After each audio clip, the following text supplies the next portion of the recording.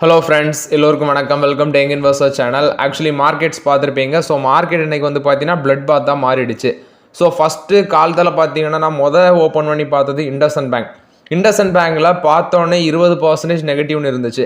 First 10லேருந்தே அடித்தாங்க, கடைசியில் 20, கடைசியில் 26% இப்போ நெகட்டிவில் ட்ரேட் ஆகிட்டுருக்கு. அது ஏன்னு சொல்லி நான் வந்து டீட்டெயிலாட்டு ஸ்க்ரீன்ஷாட்டை விட பிசியில் அதை ஓப்பன் பண்ணி அதை செல்லில் ஃபோட்டோ எடுத்து நான் உடனே டெலகிராம் சேனலில் வந்து அதை டீட்டெயில்ஸ் எல்லாமே அப்லோட் பண்ணேன்.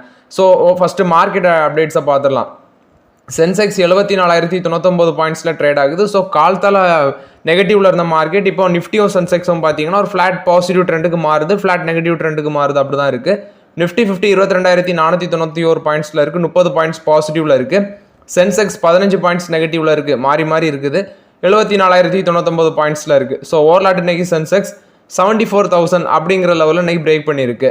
பேங்க் நிஃப்டி 47,863 பாயிண்ட்ஸில் இருக்குது, 353 பாயிண்ட்ஸ் பேங்க் நிஃப்டி நெகட்டிவில் இருக்குது. ஸோ ஃபஸ்ட்டு நேற்று அமெரிக்கன் மார்க்கெட்டை பார்த்தீங்கன்னா போட்டு துவம்சம் பண்ணியிருக்கிறாங்க. நீங்கள் அமெரிக்கன் மார்க்கெட் எடுத்து பார்த்துருக்கணும். டவ் ஜோன்ஸ் வந்து 2% காலி, 41,911 பாயிண்ட்ஸில் க்ளோஸ் ஆகிருக்கு, 890 பாயிண்ட்ஸ் விழுந்திருக்கு. நாஸ்டாக் 4% காலி, 727 பாயிண்ட்ஸ் விழுந்திருக்கு, 17,468 பாயிண்ட்ஸில் இருக்குது. S&P 500 2.5% காலி, 185 பாயிண்ட்ஸ் விழுந்திருக்கு, 5,614 பாயிண்ட்ஸ் அந்த ரேஞ்சில் இருக்குது S&P 500. அமெரிக்கன் மார்க்கெட்டில் இம்பாக்ட் இருந்தது, நம்ம மார்க்கெட்டில் இம்பாக்ட் இருந்திருக்கு. அது மட்டும் இல்லாமல் பேங்க் நிஃப்டியில் அடி விழுறதுக்கு இண்டஸ்இண்ட் பேங்க் ஒரு முக்கிய காரணமாக இருக்குது. ஸோ ஃபஸ்ட்டு பார்த்தீங்கன்னா இன்றைக்கி மார்க்கெட்டில் ஒரு 10,000 ஆட் பண்ணி கொஞ்சம் ஸ்டாக்ஸ் வாங்கினேன். அதில் வந்து பார்த்தீங்கன்னா எக்ஸல் ஒரு 145 ஷேரு, அது வந்து மிச்சம் வந்து ரூபாவில் வாங்கினேன். அடுத்து IDFC ஃபர்ஸ்ட் பேங்க் ஒரு 47 ஷேர் வாங்கியிருக்கிறேன், 55.57 அந்த ரேஞ்சில் வச்சு. இண்டஸ்இண்ட் பேங்க் 728 அந்த லெவலில் ஒரு 10 ஷேர் வாங்கினேன். ஜான்சன் ஃபார்மா வந்து 1.01 அந்த ரேஞ்சில் 100 share. South Indian bank 24.18 rupees அந்த ரேஞ்சில் ஒரு 11 ஷேர் சவுத் இந்தியன் பேங்க் வாங்கினேன். ஸோ இதில் இண்டஸ்இண்ட் பேங்க் மட்டும் பார்த்தீங்கன்னா நான் கன்சிடர் பண்ணதுக்கு அப்புறமே டோட்டலாட்டு 649 ரூபா லாஸ் ஆகிருக்கு. ஸோ இன்னைக்கு கன்சிடர் பண்ணதில் 656 ரூபா எனக்கு லாஸ் ஆகிருக்குது. ஸோ கொஞ்சம் நான் வெயிட் பண்ணியிருந்தேன்னா எனக்கு வந்து அந்த இண்டஸ்இண்ட் பேங்க்கில் ஓரளவு ஒரு 500 வந்து நான் சேவ் பண்ணியிருக்க முடியும். பட் மார்க்கெட்டில் அதெல்லாம் பார்த்தா நம்ம மார்க்கெட்லேயே உள்ளே வர முடியாது. ஸோ ஆக்சுவலி நான் இது கன்சிடர் பண்ணது. ஆனால் அன்னைக்கு இதில் ஒரு ட்ரெண்டை நான் படிச்சுக்கிட்டேன். அதாவது ஏஞ்சல் அண்ட் ப்ரோக்கரேஜஸில் சார்ஜஸ் இவ்வளோ பிடிக்கிறாங்களா, எனக்கு அப்படி ஒரு ஆச்சரியமாக இருந்து. சவுத் இந்தியன் பேங்க் வந்து பார்த்தீங்கன்னா ஃபஸ்ட்டு 10 ஷேர் வாங்கினேன். கடைசியில் என்கிட்ட வந்து 47 rupees அந்த ப்ரோக்கரேஜ் ஆப்பில் வந்து பெண்டிங் இருக்குது வேலெட்டில். அந்த 47 rupeesக்கு வந்து பார்த்தீங்கன்னா நான் ஃபஸ்ட்டு ஒரு சவுத் இந்தியன் பேங்க் கன்சிடர் பண்ணுறேன். ஏன்னா சவுத் இந்தியன் பேங்க் வந்து 24 ரூபா இருக்குது, 2 ஷேர் வாங்க முடியாது. நான் அப்போ ஒரு ஷேர் வாங்கினேன். அந்த ஒரு ஷேர் வாங்கினோன்னே போய் பேலன்ஸை பார்த்தா கிட்டத்தட்ட பார்த்தீங்கன்னா 13 ரூபா ஆயிடுச்சு. 34 ரூபா பேருக்கு என்னென்னு பார்த்தீங்கன்னா ஒரு ஷேருக்கு வந்து, அதாவது நம்ம ஒருக்கா பை பண்ணாலே அவங்க 10 ரூபா வந்து சார்ஜஸ் டோட்டலாக போகுது. ஸோ ஆக்சுவலி ஏஞ்சலோனில் சார்ஜஸ் வந்து ரொம்பவே பிடிக்கிறாங்க. நான் அன்றைக்கி அது வந்து லைவாட்டே கற்றுக்கிட்டேன். ஸோ நீங்கள் என்ன உங்களோட கமெண்ட்ஸ் என்னன்னு சொல்லி அப்டேட் பண்ணுங்கள் கமெண்ட்ஸில். ஸோ ஏஞ்சலோனில் சார்ஜஸ் ரொம்பவே அதிகமாக இருக்குது. நெக்ஸ்ட்டு பேங்க் நிஃப்டி எடுத்து பார்க்கும்போது இப்போ, அதாவது மார்னிங் இருந்த ட்ரெண்ட் வர இப்போ ICICI bank, Canara bank, Kotak Mahindra bank, federal bank, state bank of India இதெல்லாம் பாசிட்டிவ்ல இருக்குது. HDFC bank, Punjab national bank, bank of Baroda, axis bank இதெல்லாம் ஃப்ளாட் நெகட்டிவ் ட்ரெண்டில் இருக்குது. IDFC first bank 1.5% negative, AU small finance bank 3.5% நெகட்டிவ்ல இருக்குது. இண்டஸ்இண்ட் பேங்க் 26% நெகட்டிவ்ல இருக்குது. 663 பாயிண்ட்ஸில் 663 ரூபாவில் ட்ரேட் ஆகுது IndusInd bank. So IndusInd bank 663 ரூபா, அதாவது 660 ரூபா அந்த ரேஞ்சில் இருக்குது. கிட்டத்தட்ட 668 ரூபா 63 ரூபா அந்த ரேஞ்சில் இருக்குது. ஸோ இண்டஸ்இண்ட் பேங்க்ல 26% விழுந்தது பார்த்தீங்கன்னா மார்ச் 2020 ஒஸ்ட் ஃபால் அப்படின்னு சொல்லி சொல்கிறாங்க. ஃபர்ஸ்ட் இதில் வந்து ஃபாஸ்ட்டு 5 to 7 இயர்ஸில் வந்து, அதாவது லாஸ்ட் 5 to 7 வருஷத்துக்குள்ள இதில் வந்து டெரிவேட்டிவ் போர்ட்ஃபோலியோவில் பார்த்தீங்கன்னா டிஸ்கிரபன்சிஸ் நடந்திருக்குது. இதனால அவங்களோட நெட்ஒர்க் 2.35% காலியாக இருக்குன்னு சொல்லி சொல்கிறாங்க. நெட்ஒர்க் டிக்ளைன் ஆகிருக்குது. இது வந்து அவங்களோட ப்ராஃபிட்டபிலிட்டியை ஒரு 1,500 கோடியிலேருந்து 2,000 கோடி வரைக்கும் அஃபெக்ட் பண்ணணும்னு சொல்லி அப்டேட் கொடுக்குறாங்க. 4th குவார்ட்டர் ஏர்னிங்ஸ் வந்து லாஸில் போகலாம். மேபி இவங்க வந்து மீண்டு வரதுக்கு next physical year 1st quarter அல்லது 2nd குவார்ட்டர்ஸ் வரைக்கும் டைம் எடுக்கலாம் அப்படின்னு சொல்லி அப்டேட் கொடுக்குறாங்க.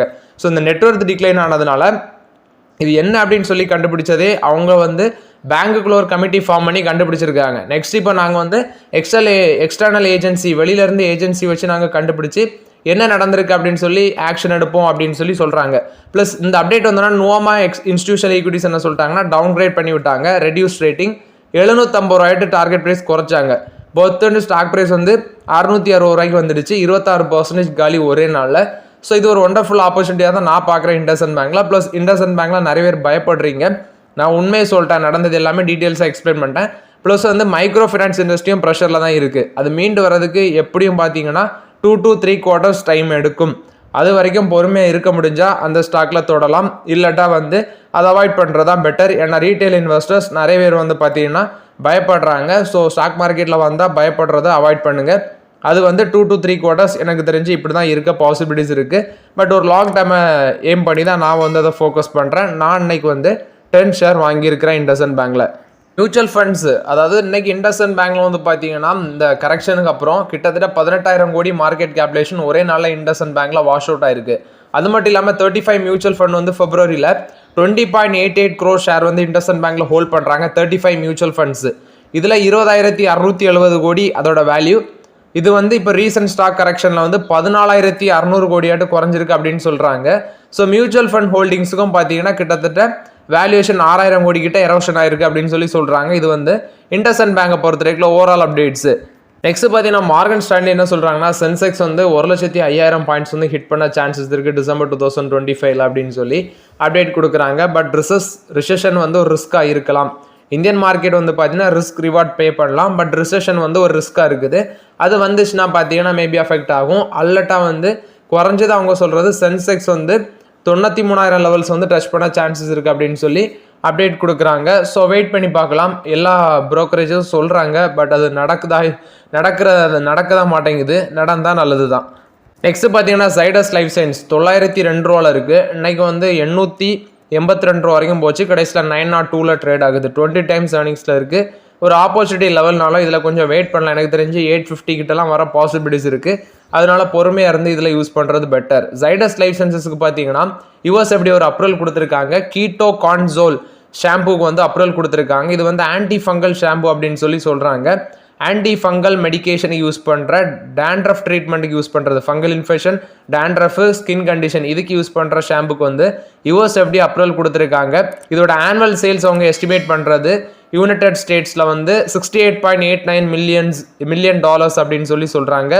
ஓவராலாட்டு ஜைடஸ் லைஃப் சயின்சஸ்க்கு இது ஒரு பாசிட்டிவ் அப்டேட்டாக இருக்குது அப்படின்னு சொல்லி அப்டேட் கொடுக்குறாங்க. அது மட்டும் இல்லாமல் ஜைடஸ் லைஃப் சயின்ஸில் இன்னொரு அப்டேட்டும் வந்துருந்துச்சு. இவங்க வந்து ஆம்பிளிடியூட் சர்ஜிக்கல் இதை வந்து 86% ஆஃப் த ஸ்டேக் வந்து இந்த கம்பெனியில் அக்யூசியேஷன் பண்ணுறாங்க. இது மூலமாட்டு அவங்களோட மெடிக்கல் டெக்னாலஜி போர்ட்ஃபோலியோவை ஸ்ட்ரென்தன் பண்ணுறது. இதோட பர்ச்சேஸ் அமௌண்ட்னு பார்க்கும்போது €256.8 மில்லியன் அந்த ரேஞ்சுக்கு பர்ச்சேஸ் பண்ணுறாங்க. ஆம்பிளிடியூட் சர்ஜிக்கலாக பர்ச்சேஸ் பண்ணுறது மூலமாட்டு மெட் டெக்னாலஜி போர்ட்ஃபோலியோ வந்து ஸ்ட்ரென்தன் பண்ணணும்னு சொல்கிறாங்க. இது ஜைடஸ் லைஃப் சயின்சஸில் வந்து ஓவரால் அப்டேட்ஸ். ஸ்டாக் ப்ரைஸில் மேபி கொஞ்சம் வெயிட் பண்ணி யூஸ் பண்ணுறது பெட்டருங்கிறது என்னோட கருத்து. நெக்ஸ்ட் பார்த்தீங்கன்னா ஓலா எலக்ட்ரிக்கு. ஆக்சுவலி இந்த ஸ்டாக் வந்து இன்றைக்கி ஒரு ஃப்ரெஷ் 52 வீக் லோ டச் பண்ணியிருக்கு. 50.81 அந்த ரேஞ்சுக்கு வந்திருக்கு. ஆனால் இப்போ வந்து 51 ரூபாவில் ட்ரேட் ஆகிட்டு இருக்கு ஓலா எலக்ட்ரிக் இந்த ஷேர் ப்ரைஸு. இதில் வந்து பார்த்தீங்கன்னா 158 ரூபா பீக் லெவல். அதுலேருந்து பார்க்கும்போது 3ல் 1 பங்கு, அதாவது 3ல் 2 பங்கு இந்த ஷேர் ப்ரைஸ் கீழே விழுந்துருக்குது. ஸோ இதில் வந்து பார்த்தீங்கன்னா அதிக அளவில் ப்ரெஷர் இருக்குது. ப்ளஸ் வந்து கீழ் மட்டத்தில் நிறைய ப்ராப்ளம்ஸும் இருக்குது ஓலா எலக்ட்ரிக்கில். அதனால் இப்போதைக்கு இதிலெல்லாம் கை வச்சிடாதீங்க. அப்புறம் வந்து நீங்கள் ஃபீல் பண்ணுவீங்க. நெக்ஸ்ட் இந்த ஃபார்மா செக்டர் ஸ்டாக்ல வந்து ஜைடஸை டிஸ்கஸ் பண்ணோம். ரெட்டிஸும் இன்னைக்கு பார்த்தீங்கன்னா கிட்டத்தட்ட 1,110 வரைக்கும் வந்துச்சு. இப்போ வந்து 1,117ல் ட்ரேட் ஆகுது ரெட்டிஸ். ஸோ இதுவும் ஒரு ஆப்பர்ச்சுனிட்டியாக தான் நான் பார்க்குறேன். நாட்கோ ஃபார்மா பார்க்கும்போது அவங்க இன்னைக்கு ஒரு 2.5% விழுந்து 790ல் ட்ரேட் ஆகுது. 784 வரைக்கும் போச்சு, 790ல் ட்ரேட் ஆகுது. இதுவும் ஒரு ஆப்பர்ச்சுனிட்டி. நாட்கோ ஃபார்மா 7 times தான் ஏர்னிங்ஸ் இருக்குது.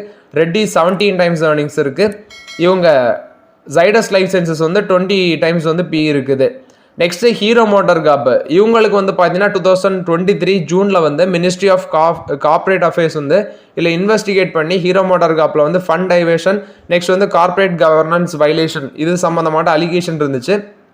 அது வந்து பார்த்தீங்கன்னா கிளியர் பண்ணிட்டாங்க. மினிஸ்ட்ரி ஆஃப் கார்ப்பரேட் அஃபேர்ஸ் வந்து இவங்களுக்கு க்ளீன் சர்டிஃபிகேட் கொடுத்துட்டாங்க அப்படிங்கிற அப்டேட் வந்து வெளியே வந்துச்சு. ஆனால் இப்போ கார்ப்பரேட் அஃபேர்ஸ் தரப்புலேருந்து என்ன சொல்கிறாங்கன்னா இன்னும் ஃபைனல் கன்க்ளூஷன் வரலை, அந்த இன்வெஸ்டிகேஷன் சம்மந்தமாட்டு ஃபைனல் அப்ரூவல் வரல அப்படின்னு சொல்கிறாங்க. அது மட்டும் இல்லாமல் ஹீரோ மோட்டார் காப்புக்கு வந்து ஆக்சிஸ் செக்யூரிட்டிஸ் 5,285 ரூபா டார்கெட் ப்ரைஸ் கொடுக்குறாங்க. ஹீரோ மோட்டார் காப்போட ஸ்டாக் ப்ரைஸ் இன்னைக்கு 3,659 ரூபாவில் ட்ரேட் ஆகுது. 17 times தான் பி இருக்குது. பட் ஆப்பர்ச்சுனிட்டியை ஸ்லோவாக தான் யூஸ் பண்ணணும். இதிலெல்லாம் மேபி மார்க்கெட் வந்து ஒரு நெகட்டிவ் ட்ரெண்ட் போகிற பட்சத்தில் டவுன் போகலாம். அதனால இதுலேயும் ஸ்லோவாக யூஸ் பண்ணுங்கள். நெக்ஸ்ட் ஐஆர்எஃப்சி கொடுத்த அப்டேட்டு, இவங்க செகண்ட் இன்ட்ரீம் டிவிடெண்ட் வந்து பார்த்தீங்கன்னா அனௌன்ஸ் பண்ண போகிறாங்க மார்ச் 17 போர்ட் மீட்டிங்லன்னு சொல்லி அப்டேட் கொடுக்குறாங்க. ஸோ அதுக்கான ரெக்கார்ட் டேட் வந்து மார்ச் 21. நான் வந்து நிறைய வாட்டி சொல்லியிருக்கேன், அந்த பிஎஸ்சி செக்டார் ஸ்டாக்ஸ் பக்கம் நம்ம போகும்போது அதில் ரிட்டர்ன்ஸ் வந்து பார்த்தீங்கன்னா கேர்ஃபுல்லாக இருக்கணும். அதாவது அவங்க வந்து ஒரு பீக் லெவல் போவாங்க, கடைசியில் விழுந்தால் ஒரே விளையாட்டு விழுவாங்க. ஆனால் டிவிடெண்ட் மட்டும் பார்த்தீங்கன்னா பல்காக கிடைக்கும். ஸோ இதுதான் எனக்கும் நடந்துச்சு ஐஆர்எஃப்சியில். 150 ரூபாய்க்குலாம் நான் தெரியாமல் வாங்கிட்டேன் 1-2ன்னு. கடைசியில் 138 ரூபாய்க்கு வாங்கினேன். இப்போ 115 ரூபா 20 ரூபா அந்த சம்திங்கில் இருக்குதுன்னு நினைக்கிறேன். பட் இதெல்லாம் பார்த்தீங்கன்னா பெருசாக இன்னும் மேலே போகலை. லாஸ்ட் 1 இயர்லாம் பார்க்கும்போது பெருசாக இல்லை. பட் அதுக்கு ஒரு 1-2 இயர்ஸ்க்கு முன்னாடி பார்க்கும்போது இதெல்லாம் ஒரு நல்ல ரிட்டர்ன்ஸ் ரேஞ்சில் தான் இருந்துச்சு. பட் இப்போ பிஎஸ்சி செக்டார் ஸ்டாக்ஸ் கூட கொஞ்சம் ப்ரெஷரில் தான் இருக்குது இந்த ப்ரெஷர் மார்க்கெட் சுச்சுவேஷனில். நெக்ஸ்ட் பார்த்தீங்கன்னா ட்ரம்ப் வந்து டேரிஃப் போட்டது இந்தியாவுக்கு போட்டிருக்காங்க. அது வந்து பார்த்தீங்கன்னா ஒரு பக்கம் அது வேணும், ஃபைனல் டிசிஷன் எதுவுமே வரல. 2 பேரும் மாறி மாறி பேச்சுவார்த்தையில் இருக்குது. ஆனால் அந்த ட்ரம்போட டேரிஃப் வந்து ரிலையன்ஸை அஃபெக்ட் பண்ணலாம், ரீட்டைல் அண்ட் டிஜிட்டல் சர்வீஸை அஃபெக்ட் பண்ணலாம் அப்படிங்கிற ஒரு ஆர்டிக்கிள் வந்திருக்கு. ஃபஸ்ட்டு ரிலையன்ஸில் பார்த்தீங்கன்னா ரீட்டைலும் டிஜிட்டல் சர்வீஸும் தான் இப்போ வந்து அவங்கள காப்பாற்றுது. ஏன் அப்படின்னு சொல்லி பார்க்கும்போது அவங்களோட ஆயில் செக்டாரில் வந்து பார்த்தீங்கன்னா டிமாண்டு குறையுது. ஆயில் செக்டாருக்கு வேர்ல்டு ஓவர் வந்து டிமாண்டு குறையுது. இப்போ அவங்க ஃபோக்கஸ் பண்ணுறது அவங்களோட ரீட்டைலில் தான். குறிப்பாட்டு இந்த கேம்பகோலாவாக இருக்கட்டும், அதே மாதிரி டிஜிட்டல் சர்வீஸ். இப்போ இந்த ஐபிஎல்லாம் வந்தாச்சுன்னா அவங்களோட கேம்பகோலா வந்து இது ஆர்டர்ஸ் எடுத்திருக்காங்க. ப்ளஸ் வந்து டிஜிட்டல் சர்வீஸும் அவங்களுக்கு ஒரு நல்ல ரெவன்யூ ஜென்ரேட் பண்ணும். ஆனால் இப்போ வந்து டெலிகாம் டிபார்ட்மெண்ட்டுக்கு ஸ்டார்லிங்க் வந்து பார்த்தீங்கன்னா இந்தியாவுக்குள்ளே வரதுக்கு ரொம்பவே போட்டி போட்டுட்டு இருக்காங்க. ஒன்ஸ் அவங்க வந்து இந்தியாவுக்குள்ளே வர பட்சத்தில் இவங்களோட டிஜிட்டல் சர்வீஸுக்கு அது ஒரு சவாலாக மாறலாம். அதே மாதிரி ரீட்டைல் செக்மெண்ட்டுக்கு பார்த்தீங்கன்னா அமேசான், வால்மார்ட் இவங்க வந்து இவங்களுக்கு ஒரு டிஸ்அட்வான்டேஜை கிரியேட் பண்ணலாம் அப்படிங்கிற ஆர்டிகல் சொல்கிறாங்க. பட் இது எப்படி நடக்கும்னு சொல்லி தெரில. பட் அந்த ஆர்டிக்கிள் இதை மென்ஷன் பண்ணுறாங்க. இது நடக்கலாம், நடக்காமலே இருக்கலாம். பட் கன்ஃபார்மாக நடக்குமாங்கிறது நம்ம வெயிட் பண்ணி தான் பார்க்கணும். ஐஏஎஃப்எல் ஃபினான்ஸ் கொடுத்த அப்டேட்டு, இவங்க வந்து மார்ச் 13 பார்த்தீங்கன்னா 10,000 கோடி நான் கன்வெர்டிபிள் டிபெஞ்சர்ஸ் இஷ்யூன்ஸ் மூலமாட்டு ஃபண்ட்ரைஸ் பண்ண போகிறாங்க அப்படின்னு சொல்லி அப்டேட் கொடுக்குறாங்க. ஸோ அவங்களோட போர்டு வந்து 13 இந்த முடிவு எடுப்பாங்கன்னு சொல்லி சொல்கிறாங்க. இது வந்து ஐஏஎஃப்எல் ஃபினான்ஸ் கொடுத்த அப்டேட்டு. நம்ம தலைவர் எலான் மஸ்க், இவரோட எக்ஸ், முன்னாடி இதை வந்து ட்விட்டர்னு சொல்லுவாங்க, இப்போ அதை வந்து பார்த்தீங்கன்னா அவர் எக்ஸ்னு நேமாக மாற்றிட்டார். இதில் வந்து சைபர் அட்டாக் நடந்திருக்குது அப்படின்னு சொல்லி அப்டேட் சொல்கிறாங்க. ஸோ பயங்கரமான சைபர் அட்டாக்ஸ் நடந்திருக்குது. அதில் வந்து பார்த்தீங்கன்னா குளோபல் சர்வீஸ் டிஸ்ட்ரப்ஷன் இருக்குது அப்படின்னு சொல்லி அவர் சொல்கிறாரு. உக்ரைனோட தொடர்பும் இருக்குதுன்னு சொல்லி சொல்கிறாரு. ஃபாரின் ஏஜென்சிஸோட அட்டாக்ஸ் வந்து இதில் பயங்கரமாக இருக்குது. குறிப்பாட்டு உக்ரைன் அவர் மென்ஷன் பண்ணியிருக்காரு. பட் இது வந்து பார்த்தீங்கன்னா எக்ஸில் தான் நடந்திருக்குன்னு சொல்லி அப்டேட் கொடுக்குறாங்க. இது எலான் மஸ்கோட எக்ஸை பொறுத்த வரைக்கும் அப்டேட்டு. நெக்ஸ்ட் பார்த்தீங்கன்னா ராயல் என்ஃபீல்டு கொடுத்த அப்டேட்டு, இவங்க வந்து ஒரு நியூ மொபைல் ஆப்பை வந்து இன்ட்ரடியூஸ் பண்ணியிருக்கிறாங்க. ஸோ இதில் வந்து ராயல் என்ஃபீல்டு ஆப்புன்னு தான் நினைக்கிறேன் அதோட name. So customisation and ownership futures எல்லாமே இதில் வந்து இந்த மொபைல் ஆப்பில் பார்க்கலாம் அப்படின்னு சொல்கிறாங்க. குறிப்பாட்டு இந்த அசசரிஸு, நெக்ஸ்ட் அந்த மோட்டார் சைக்கிள்ஸோட இவங்கள்ட்ட என்னென்ன மோட்டார் சைக்கிள்ஸ் இருக்குது அதோட ஃபியூச்சர்ஸ் எல்லாமே கஸ்டமர்ஸ் வந்து பார்த்தீங்கன்னா டீலர்ஷிப்ட, அதாவது டீலர்ஸ்ட்டை பர்ச்சேஸ் பண்ணுறதுக்கு முன்னாடி அதோட ஃபியூச்சர்ஸ் எல்லாமே இதில் பார்க்கலாம் போலுக்கு இந்த ஆப்பில். அதை தான் அவங்க மென்ஷன் பண்ணியிருக்கிறாங்க. இது ராயல் என்ஃபீல்டு கொடுத்த ஒரு பாசிட்டிவ் அப்டேட்டாக இருக்குது. நெக்ஸ்ட்னு பார்த்தீங்கன்னா மார்க்கெட்டில் ரொம்பவே கேர்ஃபுல்லாக இருங்க.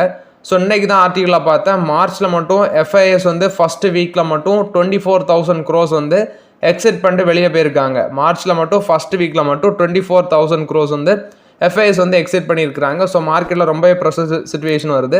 குறிப்பாட்டு இண்டஸ்இண்ட் பேங்க் நான் அன்றைக்கி உங்களுக்கு ஸ்க்ரீன்ஷாட்டே போஸ்ட் பண்ணி காமிச்சிருக்கிறேன். 10 ஷேர் வாங்கினேன், ஒரே நாளில் பார்த்தீங்கன்னா 656 ரூபா எனக்கு லாஸ் ஆயிருக்கு. ஸோ ரொம்பவே கேர்ஃபுல்லாக இருங்க மார்க்கெட்டில்.